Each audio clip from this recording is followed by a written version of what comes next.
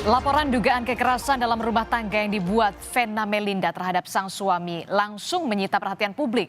Publik dibuat kaget karena pasangan yang selama ini selalu terlihat mesra di media sosial tiba-tiba ternodai dengan adanya aksi kekerasan dalam rumah tangga mereka. Ferry Irawan harus berurusan dengan polisi karena diduga telah menganiaya Vena Melinda.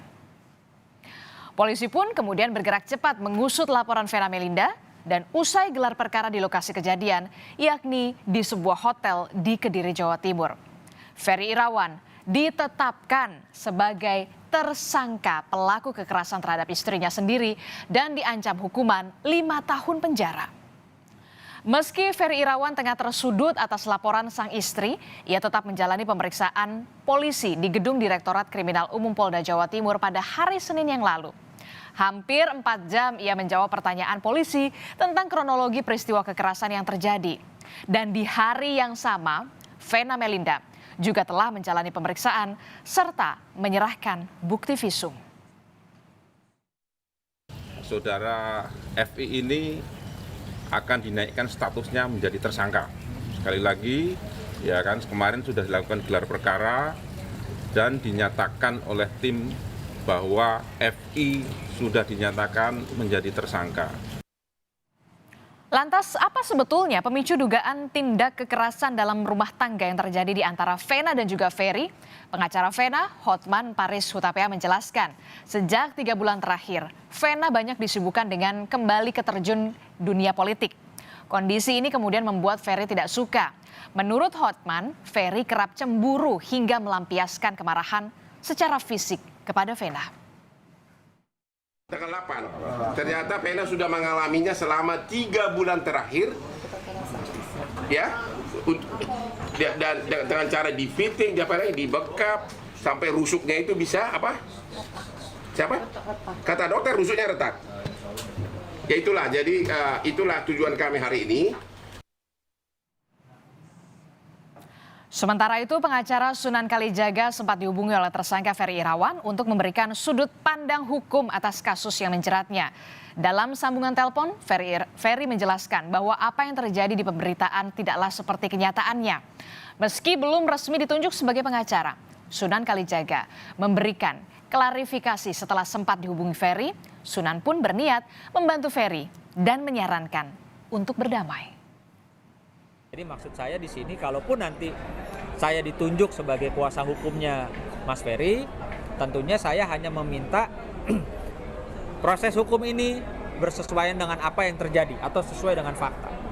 Jangan sampai ya misalnya Mas Ferry nyubit, tapi diberitakan atau dibangun opini publik seolah-olah digebugin. Nah itu saja. Nah, dan yang satu ini saudara adalah foto-foto saat Vena dan juga Ferry Irawan bertemu untuk pertama kalinya usai peristiwa dugaan kekerasan. Vena melaporkan Ferry lantaran tak terima dengan perlakuan kasar sang suami saat berada di dalam hotel di Kediri, Jawa Timur. Polisi pun kemudian mengungkapkan pada pemeriksaan pertama inilah kemudian Ferry Irawan mengakui telah melakukan KDRT kepada istrinya Vena Melinda untuk pertama kalinya. Sementara pada pemeriksaan kedua kemarin, Vena Melinda mengungkapkan kepada polisi bahwa tindak kekerasan yang dilakukan Ferry tak hanya baru terjadi saat tanggal 8 Januari yang lalu. Menurut Vena, sejak 3 bulan terakhir, ia kerap menerima kekerasan, baik fisik ataupun psikis. Dan di depan penyidik polisi saudara, Vena mengungkapkan adegan demi adegan saat dirinya mendapat kekerasan dari sang suami 8 Januari 2023 yang lalu. Pasangan selebritas ini telah atau tengah menginap saudara di sebuah hotel di Kediri, Jawa Timur dalam rangka agenda politik untuk bertemu konstituen. Tiba-tiba teriakan histeris terdengar. Vena yang keluar dari dalam kamar dalam keadaan hidung berdarah mencoba menelpon keluarga dan juga teman untuk meminta pertolongan. Bahkan Vena juga berlari di koridor untuk mencari bantuan kepada staf hotel yang akhirnya memanggil pihak kepolisian atas permintaan Vena Melinda. Sebetulnya 3 bulan terakhir saya memutuskan kembali ke dunia politik. Dan disitulah pemicu cemburunya berlebihan Seperti saya telepon ketua DPD, which is itu laki, dibilang saya tidak ngerti marwahnya sebagai istri. Mestinya saya menelpon, tapi saya selalu bilang nggak mungkin karena ini dapil saya. Tentunya saya yang paling tahu bagaimana saya mengkoordinir struktur partai saya. Itu menjadi pemicu. Itu yang terjadi di tanggal 8, di mana pada saat saya mau beraktivitas, saya masih mau bekerja untuk rakyat, bukan saya melakukan hal yang negatif. Tapi beberapa jam sebelumnya saya selalu diganggu hanya urusan saya tidak bisa melayani masalah hubungan suami istri.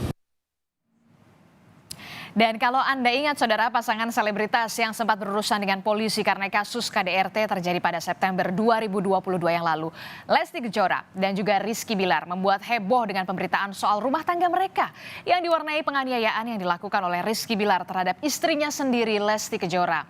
Selain itu, beredar pula rekaman CCTV saat Rizky Bilar melempar bola biliar ke arah sang istri yang tentu saja menuai beragam kecaman.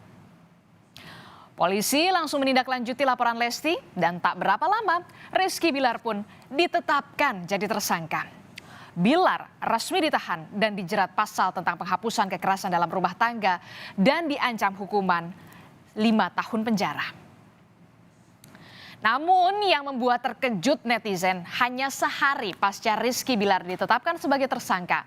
Tiba-tiba saja Lesti Kejora yang kala itu tengah menjalani ibadah umroh langsung pulang ke Jakarta dan memohon pencabutan laporan KDRT pada 14 Oktober. Dan keesokan harinya Bilar pun dibebaskan.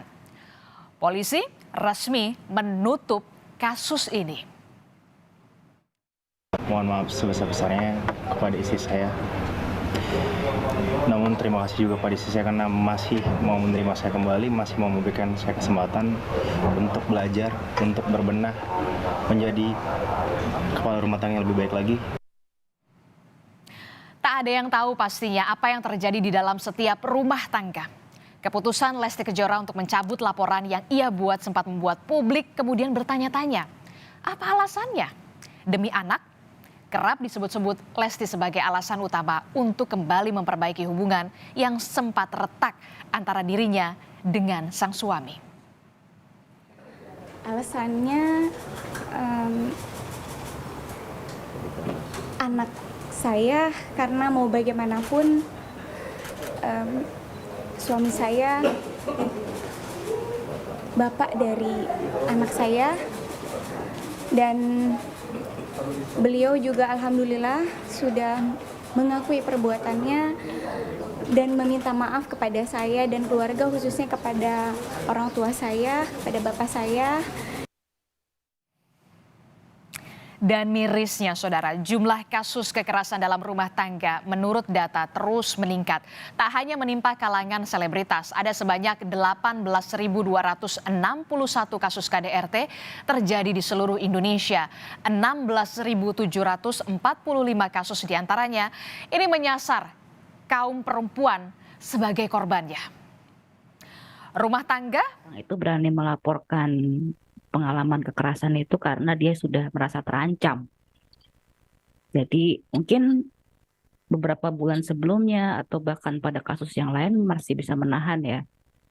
Masih bisa mentolerir sikap suaminya, kekerasan yang terjadi itu belum sampai menimbulkan luka-luka misalnya. Tapi kalau kita melihat kasus PM ini itu sudah sampai melukai dan merugikan secara fisik ya.